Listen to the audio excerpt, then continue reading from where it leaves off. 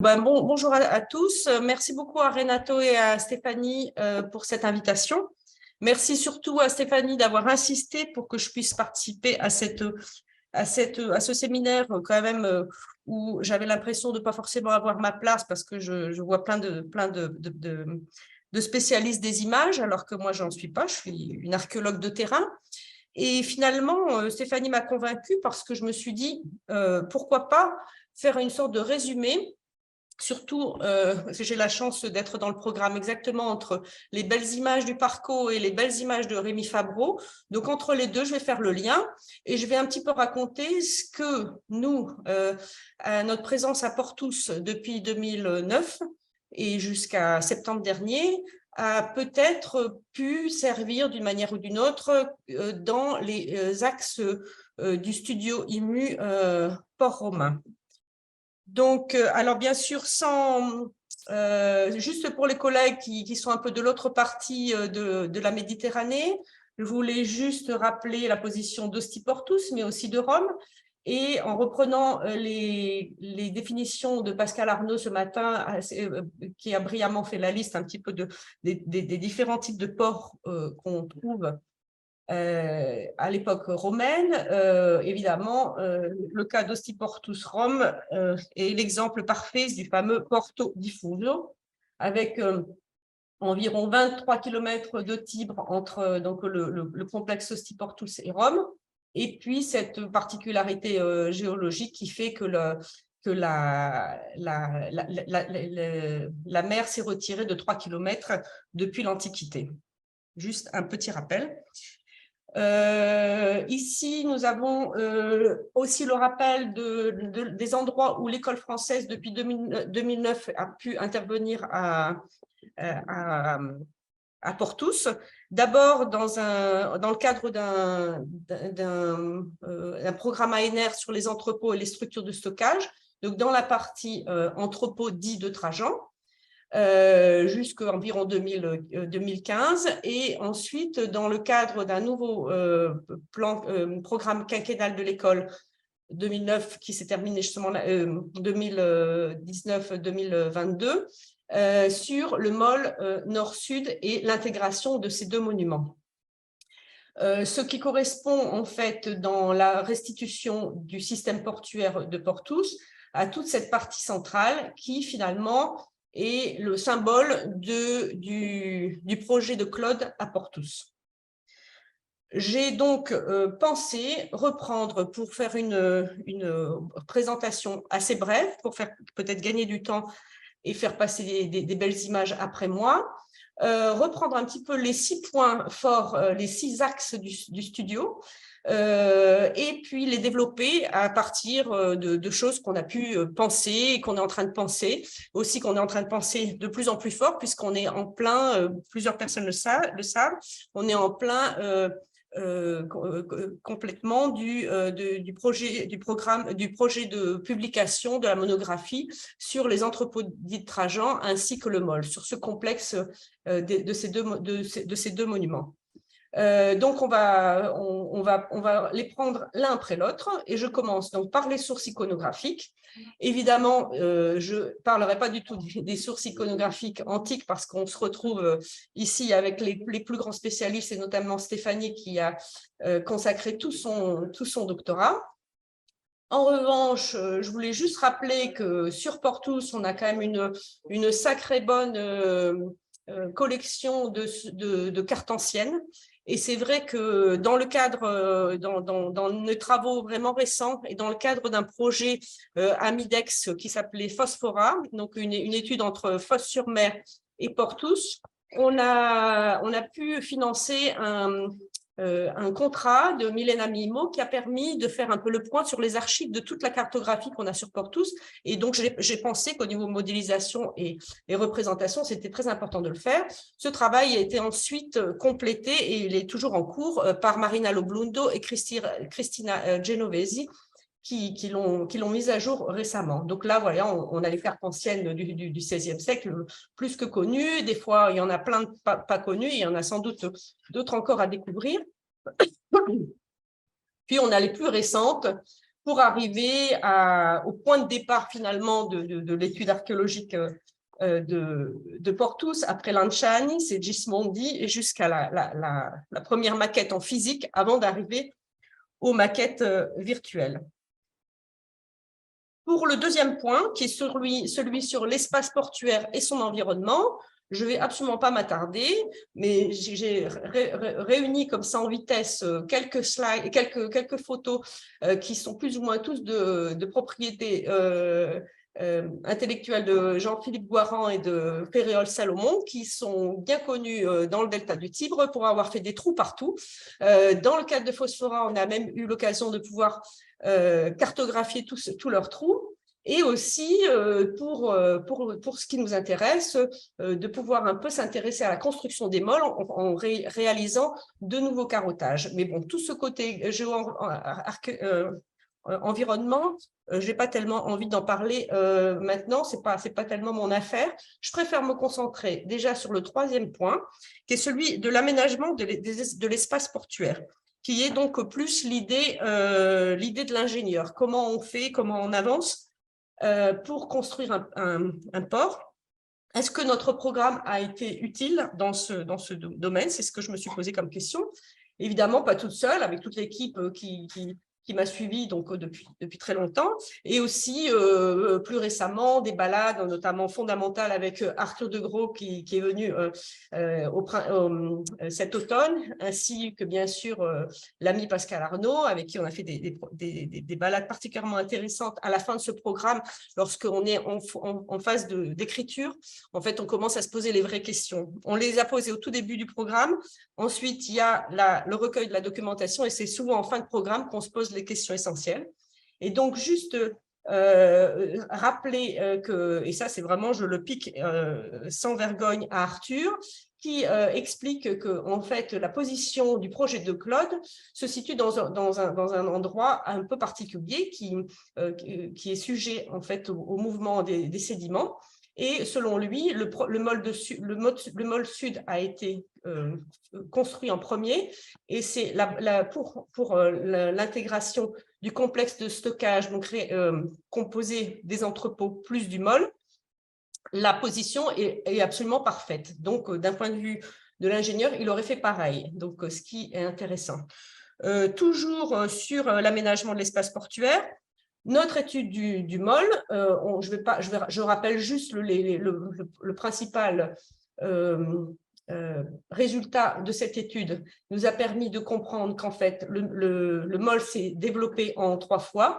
Le premier môle de Claude, qui est arrivé à un niveau, un niveau moyen, qui a été prolongé de 50 mètres à l'époque sévérienne et de nouveau d'une 50aine de mètres à l'époque tardo-antique. Donc cette évolution dans le temps, cette chronologie, bon, c'est quelque chose qu'on ne connaissait pas, qu'on n'imaginait pas au début du programme.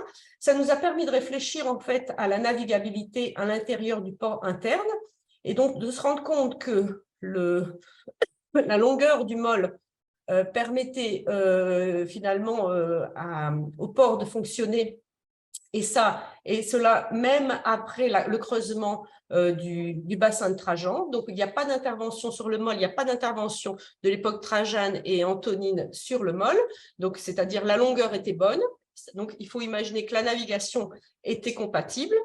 En revanche, à l'époque sévérienne, donc on a cet ajout donc, de ce deuxième complexe de stockage, beaucoup plus modeste, hein, appelé les Cosiddetti Magazzini Severiani, qui sans doute motive l'allongement du môle d'une 50aine de mètres. Et la dernière en date, c'est la création de tout un quartier ici dans l'angle commercial à l'époque tardo-antique, qui fera en fait, qui motivera l'allongement, le dernier allongement de ce môle. Il faut en revanche, donc cette interprétation, évidemment, c'est juste une proposition, une hypothèse de travail à compléter. Mais évidemment, elle part un petit peu en défaut avec l'interprétation désormais acquise par tous d'une ouverture nord du port, hein, qui est ici donc dans la restitution tout à fait récente de Golvin, ou celle de Rémi Fabreau, qui donc la mentionne. À voir, à comprendre ensemble, est-ce que cette ouverture est pensée à l'origine ou en fait est-ce que les mouvements marins font que cette ouverture va se développer. Tout ça, c'est du rôle de ce troisième point, sur lequel je voudrais rajouter aussi une réflexion plus récente, mais puisqu'elle a été présentée à l'occasion d'un séminaire sur les systèmes antisismiques dans l'architecture romaine sur la zone Ostiportus en juin dernier. Et d'ailleurs, pendant la fouille, on a eu la visite des grands spécialistes donc de ces archéologues, les archéologues des tremblements de terre, et qui pourrait permettre de concevoir le système, le réseau de fondation tout à fait exceptionnel de notre complexe de stockage, qui est donc un énorme bâtiment de 300 mètres sur 300 mètres. C'est le plus grand complexe de stockage de l'Antiquité, qui en fait, avant de se développer, de s'élever en hauteur, a dû se voir construire 12 kilomètres de fondation très, très large et très profonde, et avec une certaine rehaussement de ces fondations, qui a constitué une plateforme tout à fait solide et qui semble avoir fait partie de réflexion peut-être de nature antisismique, de prévention antisismique.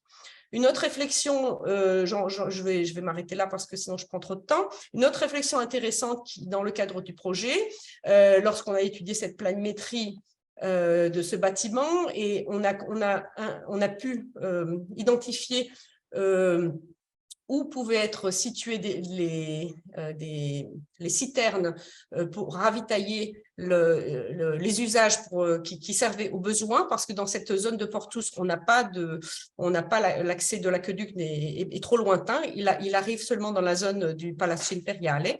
Donc, en reconstituant aux endroits possibles les citernes, on a pu calculer, et bien sûr, la restitution. Donc, c'est toutes des images. Alors, évidemment, je remercie en avance Rémi pour tout ce qu'il nous a fait et pour tout ce qu'il nous fera comme image de tout ce que nous, on a pu penser juste dans notre tête. Hein. Donc, c'est aussi intéressant.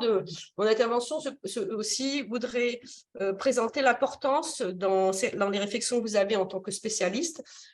Comment on fait pour passer d'une idée qu'on a, une idée intellectuelle, une idée de restitution, une idée d'archéologue de restitution, et comment après on va réussir à le faire devenir une image. Et ça, c'est vraiment, il y a bien sûr de la technique, mais il y a surtout beaucoup de dialogue. Et j'avoue que par rapport à ça, on a eu vraiment la chance d'avoir la disponibilité de Rémi, qui vous démontrera ses facultés juste après moi. Donc, je voulais juste rajouter, parce que là, c'est pour rebondir sur ce que disait ce matin Pascal Arnaud, l'importance du ravitaillement en eau qu'on avait constaté dans notre étude sur les entrepôts d'Ostie. En effet, ici, ce système de citerne, on a calculé qu'avec la pluviométrie actuelle, on pouvait non seulement couvrir l'ensemble des besoins du bâtiment, c'est-à-dire l'aspect d'hygiène et l'aspect aussi des personnes qui travaillaient, donc les besoins alimentaires en eau, mais également pendant 3 à 4 mois de l'année, avoir un surplus d'eau qui pouvait éventuellement être une réserve d'eau potable pour les bateaux qui arrivaient, par exemple, tout simplement. Une autre réflexion, toujours dans le domaine de l'espace portuaire, c'est cette fameuse problème de l'île du Phare. Hein. On sait très bien qu'on est tous restés dans l'idée, c'est vaguement dans la zone de Via di Coccio di Morto, mais on ne sait pas exactement où elle est, et surtout on ne sait pas quelle morphologie elle avait. Et récemment, je voulais juste comme ça, c'est toujours des petites pilules comme ça de réflexion que j'ai mis l'un à côté de l'autre hier en réfléchissant à ce que je pouvais vous dire d'intéressant. Je l'ai repris avec en revanche les restitutions qu'on a du port de Cemtuncelle qui finalement est une sorte de petite sœur du système portuaire de Portus, qui en effet, son île est bien plus développée et il y aurait peut-être quelque chose à faire concernant cette restitution qui finalement, d'un point de vue, et ça c'est toujours un conseil de Pascal Arnaud, qui considère que le passage, ces passages ouverts sont un petit peu dangereux au niveau de la navigation. Ça, je laisse éventuellement, je lui laisse la parole après. Pour le quatrième point, très important, puisque c'est un peu la base de l'archéologie de la construction et donc de notre étude architecturale, il y a eu pendant toutes ces années, bien sûr, l'étude de la planimétrie de ce gigantesque complexe, avec toute l'évolution de l'époque claudienne à l'époque antonine, jusqu'à l'époque sévérienne et jusqu'à l'époque tardo-antique. Donc ça, c'est l'apport principal, hein, finalement, de connaître tout ça. De savoir aussi que la construction, on en a déjà parlé, j'y retourne plus, la construction du mâle a permis également de voir évoluer l'utilisation du port d'un point de vue historique. Et plus récemment, les deux dernières campagnes qui n'étaient pas prévues au départ, hein, donc les deux dernières campagnes ont concerné cette zone particulièrement sensible qui est celle de l'angle entre le complexe de stockage et le môle qui part, où on avait besoin de déterminer la liaison structurelle dans les fondations, chose qu'on a réussi à faire en partie l'année dernière, où on a réussi à trouver les fondations qui se croisaient, et cette année, où on a réussi à avoir le niveau de la fondation du môle de Claude, nous a permis de découvrir, alors de redécouvrir en partie et de découvrir une autre partie d'un établissement balnéaire de l'époque tardo-antique, qu'on a surnommé comme ça, on leur a donné le nom du balnéum del Viaggiatore, avec le collègue Grégoire Pocardi de l'Université de Lille, spécialiste justement des édifices thermaux. Et avec la surprise de voir que la partie thermale qui, nous pensions, s'arrêter dans la zone limite du môle, finalement se poursuit de l'autre côté, avec l'ouverture sur une grande salle absidée, et dans une zone qui, normalement, à l'époque claudienne, antonine, devait être encore en eau. Ce qui prouve qu'il faut, dans la restitution du port, faire attention à comment le port est bien différent entre l'époque claudienne et l'époque tardo-antique. C'est d'ailleurs, en effet, c'était pour ce point, je posais aussi la question d'imaginer, lorsqu'on restitue la ville, à quel moment on choisit de la restituer. Nous, on connaît Portus en pensant que d'ailleurs, sur la signalétique, on parle du port de Trajan. Finalement, il y a, à part bien sûr ce gros bassin, il n'y a pas grand-chose de Trajan. C'est surtout Claude et c'est surtout les Sévériens qui ont remodelé l'ensemble. Mais finalement, ce qu'on voit, nous, c'est quand même quelque chose de plutôt tardo-antique, hein. Donc ça, c'est aussi une réflexion sur laquelle je voulais revenir. Sur le cinquième et avant-dernier point, la circulation dans l'espace portuaire. Il me reste 3 minutes, hein, c'est bon, ça va? Oui. Oui, je regarde l'horloge. La circulation à l'époque de l'espace portuaire, il faut savoir comment les marchandises arrivaient, et la surélévation des fondations permet en effet d'avoir de régler le problème et de régler la restitution à l'époque du projet claudien. En revanche, à l'époque sévérienne, on a un petit peu de problème d'intégration, mais je n'ai pas trop le temps de développer là-dessus. En revanche, c'est très important de penser que la circulation à l'intérieur des entrepôts, et elle est faite, tout doit être considéré comme le transport de marchandises est uniquement à dos d'homme. Donc, les espaces, comme vous voyez, sont particulièrement étroits, même s'il y a des couloirs qui, de temps en temps, permettent une meilleure circulation. L'ensemble du bâtiment n'était pas du tout accessible aux animaux. Donc, aussi, dans les restitutions, pensez, il n'y a pas d'animaux à Porthos, il n'y a pas de possibilité de chars, etc. Donc, ça aussi, c'est toutes des choses qu'on peut voir que parce qu'on étudie le bâtiment dans le détail. Donc, en fait, tout se fonctionnait avec le système la corporation des Saccharis, qui est bien connue dans la zone, puisqu'on a retrouvé la nécropole sous le grand centre commercial du parc Léonard, à moins de 3 km du site. Donc, tout va bien sûr à dos d'homme. Et un dernier point sur le halage, qui est aussi quelque chose qui est rarement représenté, où il faudrait peut-être ajouter. Donc, je voulais juste, dans ces dernières slide, parler de l'importance de mettre des gens, aussi de mettre donc des gens qui travaillent dans les ports, et d'imaginer que justement on sait qu'on mettait 3 jours pour remonter jusqu'à Rome avec le halage sans doute par les animaux. Donc ça aussi, c'est un point sur lequel on a réfléchi.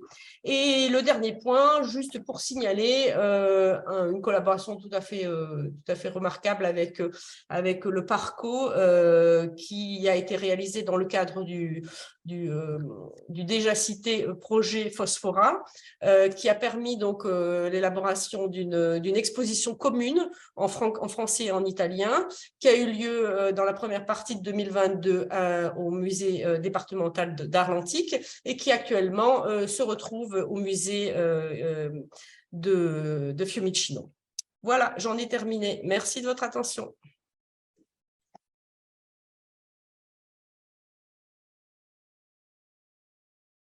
Je ne sais pas si je peux demander la parole, puisque Evelyne m'a suggéré tout à l'heure directement par un appel oral du pied, si j'ose dire, de participer. Je voudrais préciser 2 choses. Sur la dangerosité des passes, mon propos serait un peu plus nuancé. Le système d'entrée générale dans le port d'Ostie est un système très répandu, autant qu'on puisse en juger dans l'Antiquité, avec probablement une passe dévolue à l'entrée, une à la sortie. Nous n'avons pas actuellement d'informations précises sur la dangerosité de ces passes d'entrée. Il existe des ports, et pas des moindres, où ces passes étaient dangereuses. Et certains bateaux l'ont payé de leur existence. C'est le cas d'Aco, c'est le cas d'Alexandrie. Donc on parle de ports qui sont importants. On ne dispose pas encore de suffisamment d'informations pour se prononcer sur le cas de l'entrée au port de Claude. En revanche, ce que nous avions vu ensemble est le problème posé par l'organisation à angle droit du môle nord en direction de la Darsena et de la passe extrêmement étroite, en particulier lorsqu'il s'agit de passer par là pour aller dans le port de Trajan. Et là, à l'évidence, compte tenu de l'angle de barre très réduit des navires de l'Antiquité, à moins qu'ils évoluent sous rame, cela pose un problème de modélisation de la façon dont les navires entraient dans le port de Trajan et l'éventualité d'un stationnement en attente d'un remorquage à l'intérieur du port de Trajan. C'était le sens de ce que nous avions vu sur le site. Pour ce qui est des durées de remorquage en direction de Rome, du halage, pardon, on a des données très intéressantes de comparaison en Égypte, et toutes les informations dont nous disposons aujourd'hui nous conduisent à penser que dans l'essentiel des régions de l'Empire, ce ne sont pas des animaux, ce sont des hommes qui halent les bateaux. Mais effectivement, je pense que remettre de la vie dans les images de ces ports est quelque chose d'essentiel, même si c'est un challenge évident en termes de représentation. et à la fois en termes de données de base et de réalisation pratique. Mais rendre la vie au port est, je pense, une partie essentielle du message à faire passer à travers ces images. Merci Merci en tout cas. Pascal. Merci Pascal.